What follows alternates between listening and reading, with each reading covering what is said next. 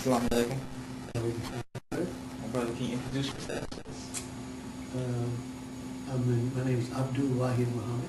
Abdul Wahid Muhammad. Brother Wahid, can I call you that? Sorry. Yes, sir. Okay, yes, sir. Brother Wahid.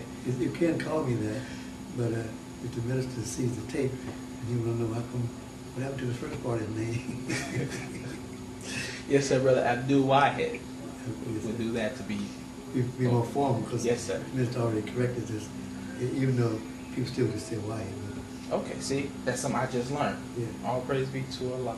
How long have you been in the Nation of Islam? Since 1962. Since 1962. And today is July 18th, 2009. July 19th. Okay, so how many years are we looking at right now? July 19th. July 19th? Oh, my apologies, July 19th. Yeah. How many years are we looking at right now? We guess about 47. About 47 years, so almost 50 years in the nation. Okay, so that means you came in during the prior to 70 times, so you actually experienced some time under the Honorable Elijah Muhammad.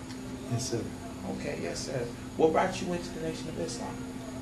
Conditions of America, being black in America, Okay. being a young black American,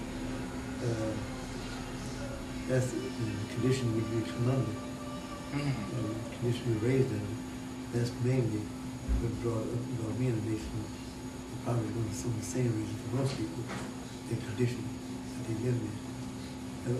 What brought me in the nation really was those conditions and my understanding.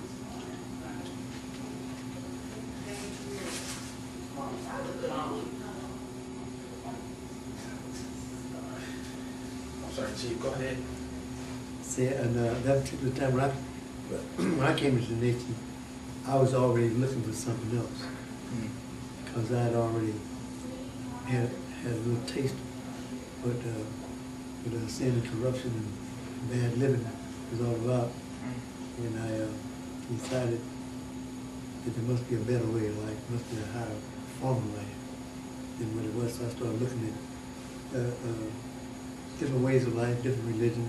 I think I probably studied and watched and observed about every major religion before I came to the nation. I think Islam was the last one I ran into. I studied Zen, Buddhism, Taoism, Catholicism, Christianity. I was looking for all of them. Christianity was the first one. I got more into metaphysics, into that particular time, that era, when they had what they call, I don't know if you remember, that's what they call the Bohemian era. And that was before the hippies and the Bohemians were the really intellectual white set. It was looking for another higher level of life. And they were more or less into metaphysics. So I was doing that in San Francisco. Okay. Because I just got out of the Army. And in the Army I learned that I got to do a better way of life. It's not like a system. There must be a better way to live than when I was in the Army. So when I got into San Francisco, I studied all the religions. Couldn't find, all of them had something good, but they had there was a fine thread that ran through all of them that had some goodness in it, good qualities in them, but it just didn't hit the right chord with me. So I guess I was kind of laying up in my bed one night and just looking out the window and just looking into the stars and creation, saying, whatever it is out there. I know it's out there. Something that's I know that I didn't create all this I see. So something else did. So whatever that is, I wish you can communicate with me so I can become a part of that and become be a better person and see if I can help make some changes in conditions. So, and little did I know when I was doing that, I was right, the next block down was the mosque.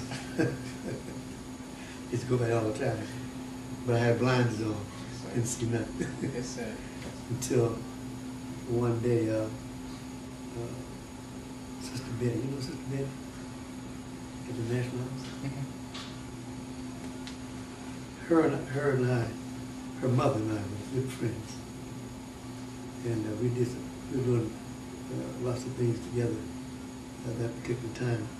But her mother, she was something like me. She was always looking for something. So every time I saw her, we were always doing some kind of wrongdoing stuff. You know, she always tell me about another religion. She was the whole witness. She said, "Come up there." She had good. So every time I saw her, she had another thing to introduce me to, but we were still doing wrong. You know? So, and one day one Wednesday I went by to see her. It was a Wednesday. She told me, "Well, I got the real. This is the real one. This is the one." I said, "No." I said, "Sister George, you've been doing this for years. You've been telling me that, but next week you be telling me no." She said, "No, this is it. I'm not going to do it anymore." So I said, "If you just come go down with me today, before we start doing this other stuff, you come go with me. Because I don't do that no more." I said, "Oh, yeah, right. Okay." So she said, "Okay." I said, "Okay, I'll go down there with you. But I ain't gonna promise you anything because I'm looking for something that the things you come with, I've tried all of them, the other religions." So anyway, she told me to come down, and I went. That was on a Wednesday. And that day, I became a Muslim, and I've been that way ever since. I stopped doing everything that night, and that went back to that. So that's how I became Muslim right there, Mosque number 26. With Brother Jabril, Wesley was there too. And Brother Jabril went to prison. And I went, when Jabril was in prison, I'm skipping a whole lot of stuff in between. I went back east to Boston, and I was following Elijah Muhammad was speaking in St. Louis. And that's where I was from. My relatives was there. So I said, "Well, I'm going to get my stuff together. I'm going to see Elijah Muhammad himself." So I went to see Elijah Muhammad. I think it was September. It was September. I'm thinking around the same day that Honorable Mr. Farrakhan opened the final call, same month, different years. In September, we spoke in St. Louis. I went and got my family to come sing with my mother, sister, and they'll come in Honorable Elijah Muhammad. Then from there, my mother told me my brother was a Muslim in Boston. Okay? So I knew me and my brother was always separated. He was academic and I was academic. So he's a very learned type person. So I said, "Well, I'll get a chance now to become Muslim. We'll be real brothers." So I went to see him. And little did I know, Mr. Farrakhan, it was Lewis X at that particular time. So I went to see him. I ended up staying there. In process, finish my process. And I came back to California to realize out of prison. I started doing working with Brother Jabril in ministry, student ministry. I was really in the military, really. I was the first officer. But I was still, Brother Jabril, he liked to teach. So he taught us while I was doing that.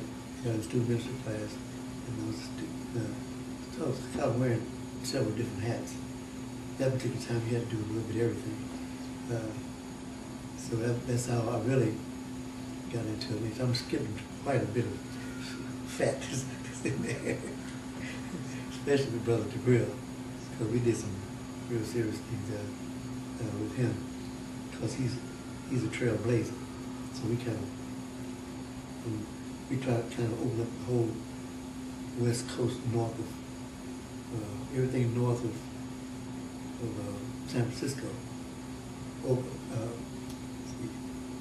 Northern California, Portland, Oregon, Seattle, Washington, all that states. That's what we trailblaze all that area. And the Chicago, Los Angeles held everything south. We held everything north. Kind of open up all those areas.